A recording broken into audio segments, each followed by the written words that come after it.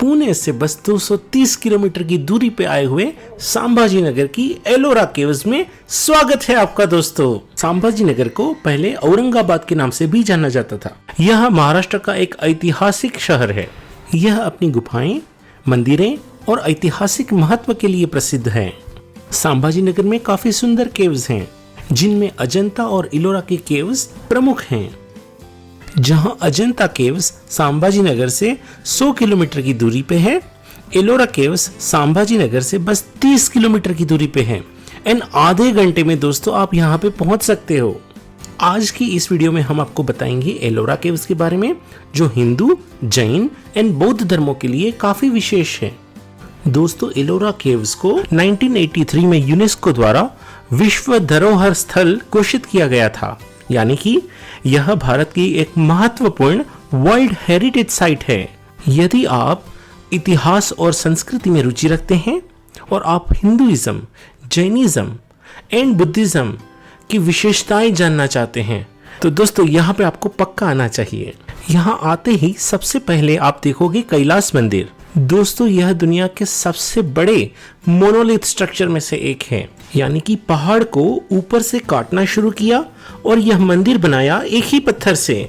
इसमें बनी हुई देव देवियों की मूर्तियां आपको भारत की प्राचीन एवं सांस्कृतिक विरासत पे गर्व की अनुभूति कराती है। दोस्तों, एक टाइम था जब भारत में विष्णु जी के भक्त एवं शिव जी के भक्त अक्सर एक दूसरे से लड़ा करते थे, और उस समय पे यह मंदिर बना कि जहां पे आपको एक साइड पे नटराज की शिव भगवान की प्रतिमा और दूसरी साइड पे विष्णु जी की प्रतिमा देखने को मिलेगी। लोगों को जोड़ने के लिए इन मंदिरों ने जो भूमिका अदा की है वो काफी सराहनीय है। राष्ट्रकूट वंश के राजा कृष्णा प्रथम ने 8वीं शताब्दी में इस मंदिर को बनवाया था। इन्हीं राजा ने यहाँ पे और भी बहुत सारी हिंदू एंड बौद्ध केव्स बनवाई। एंड यादव डायनेस्टी ने जैन टेम्पल्स बनाए यहाँ पे। दोस्तों, कहा जाता है कि इस मंदिर को बनाने में 135 साल लगे थे and 4 million tons of rock को यहाँ से निकाला गया था। शिल्पकारों ने ऊपर से काम शुरू किया एंड एक ही चट्टान से नीचे जाते गए एंड ये सुंदर मूर्तियां एंड आर्किटेक्चर बनाया। भारत की प्राचीन वास्तुकला का यह उत्कृष्ट उदाहरण है। दोस्तों, यहाँ के मंदिर एंड मूर्तियों की नक्काशी और सुंदरता देखकर पर्यटक और कला प्रेमी दोनों ही मंत्रमुग्ध हो जाते हैं दोस्तों। और हाँ, बाकी मंदिरों की तरह शिव जी के मंदिर के पहले आपको नंदी का मंदिर देखने को मिलेगा, और मंदिर के अंदर आपको भारत की प्राचीन चित्रकला के कुछ सुंदर अंश देखने को मिलेंगे। दोस्तों, मंदिर के अंदर आए हुए स्तंभ पे दोस्तों आपको समुद्र मंथन करते हुए देव और दानव का सुंदर वर्णन देखने को मिलेगा। नंदी और अपने सेवकों के साथ बैठे हुए शिव जी, गणेश जी और शिव पार्वती का सुंदर रूपांकरण आपको देखने को मिलेगा।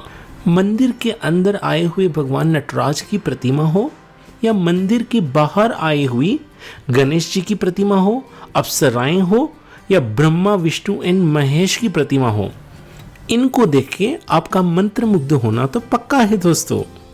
और हाँ, आप यहाँ तक आओ तो मंदिर के अंदर आया हुआ विशाल शिवलिंग देखना मत भूलिएगा दोस्तों।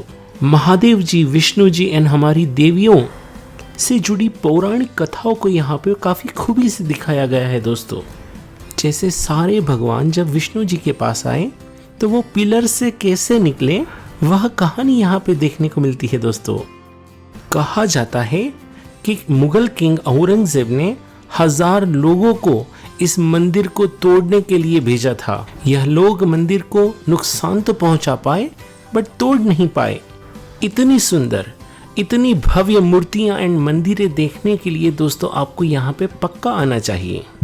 कैलाश मंदिर को देखने के लिए दुनिया भर से लोग यहाँ पे आते हैं, और यह एलोरा की केव्स का मुख्य आकर्षण है। यह मंदिर न केवल एक वास्तुशिल्प आश्चर्य है, बल्कि हिंदू धर्म और संस्कृति का भी एक महत्वपूर्ण प्रतीक है। हिंदू केव्स देखने के बाद आप यहाँ की बौद्ध केव्स देखोगे। बौद्ध केव्स यहाँ पे बनी हुई सबसे पहली और सबसे पुरानी केव्स है, जो 5वीं से 7वीं शताब्दी के बीच बनाई गई थी। इन गुफाओं को बौद्ध भिक्षुओं के लिए निर्मित किया गया था, जो यहाँ ध्यान और अध्ययन करते थे। गुफा क्रमांक 10, जिसे विश्वकर्मा गुफा कहते हैं, यह सबसे प्रसिद्ध बौद्ध गुफा है जिसमें भगवान बुद्ध की एक विशाल प्रतिमा भी है। बौद्ध केव्स की यह विशेषता है कि उनमें बौद्ध धर्म के तीनों संप्रदायों हीनयान, महायान और वज्रयान के तत्व शामिल हैं। इन गुफाओं में बौद्ध भिक्षुओं के रहने के लिए कमरे, प्रार्थना हॉल और ध्यान कक्ष भी है। एलोरा की बौद्ध गुफाएं बौद्ध धर्म के इतिहास और संस्कृति का एक महत्वपूर्ण हिस्सा है और वे दुनिया भर के बौद्ध अनुयायियों के और पर्यटकों के लिए एक महत्वपूर्ण तीर्थ स्थल भी है। हिंदुइज्म में भगवान बुद्ध को विष्णु जी के प्रमुख 10 अवतारों में से एक माना जाता है। संभाजी नगर के पहाड़ों के बीच में आई हुई एलोरा की बौद्ध गुफाएं देखने के बाद दोस्तों, आप एक अद्भुत और गहन अनुभव महसूस करोगे। भगवान बुद्ध के शांति और आध्यात्मिकता के उपदेशों को आप नजदीक से महसूस कर पाओगे। यह आपको एक अलग ही दुनिया में ले जाएगा दोस्तों।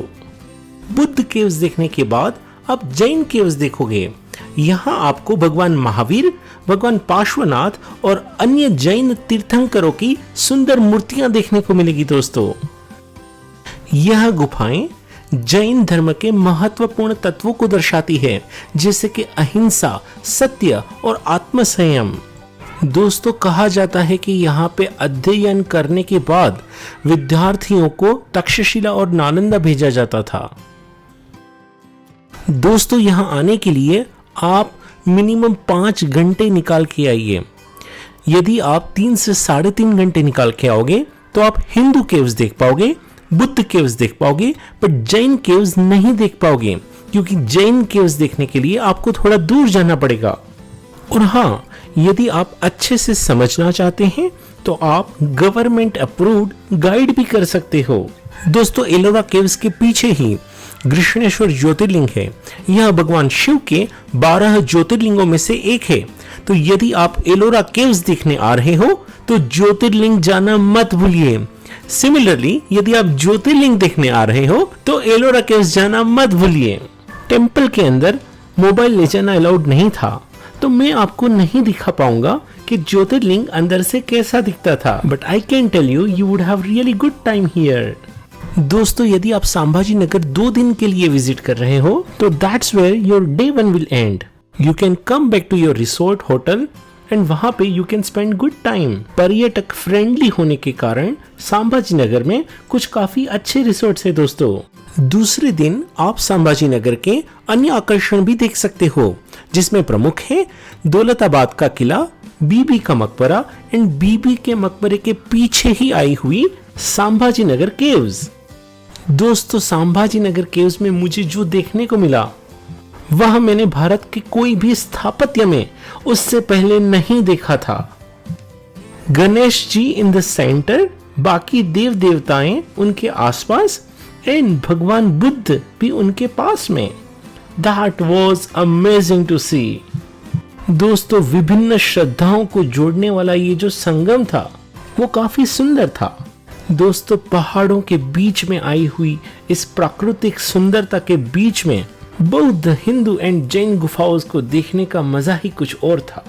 जहां अजंता केव्स 100 किलोमीटर दूर थी संभाजी नगर से, हम वहां नहीं जा पाए, पर एलोरा केव्स देखने के बाद एक चीज तो पक्की है दोस्तों कि हम अजंता केव्स भी देखने जाएंगे और जल्द ही जाएंगे।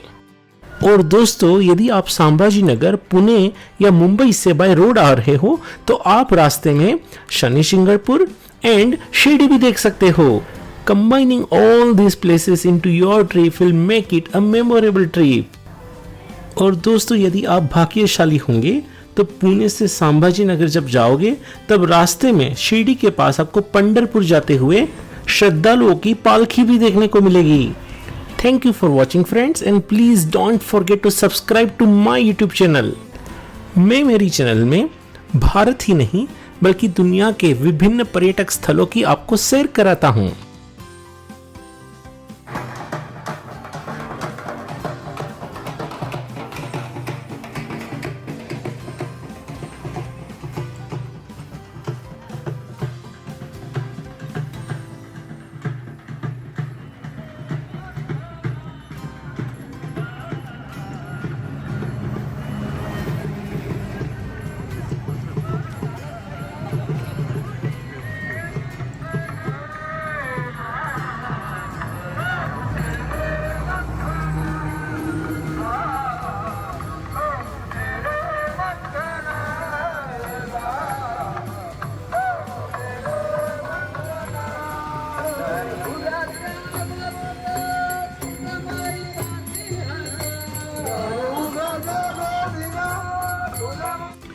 गणपती बाप्पा घे लाडू